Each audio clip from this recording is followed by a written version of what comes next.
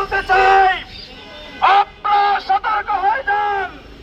অবিলম্বে বাংলাদেশের আদালতে খুনি হাসিনাকে সুপর্দ করতে হবে। ভারত যদি আমাদের এই দেশের খুনি হাসিনাকে তাদের কাছে রাখতে চাই, সতর্ক করে বলতে চাই, ভারত ভেঙে টুকরো টুকরো হয়ে যাবে।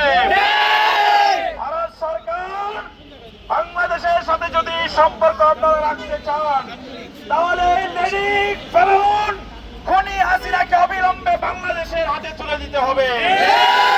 হাসিনাকে তুলে দেওয়ার আগ পর্যন্ত ভারতের সাথে বাংলাদেশের কোনো সম্পর্ক থাকবে না। আমরা বলতে চাই, ভারতের জনগণকে আমরা বলতে চাই, আপনারা আমাদের পার্শ্ববর্তী দেশের মানুষ, আপনাদের সাথে আমরা সুসম্পর্ক রাখতে চাই, আপনাদের সাথে আমরা সুন্দর সম্পর্ক রাখতে চাই।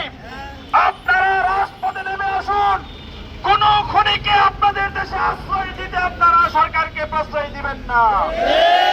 আপনারা সরকারকে বাধ্য করুন, যাতে করে খুনি হাসিনাকে ভারত থেকে বের করে দিতে মোদী সরকার বাধ্য হয়।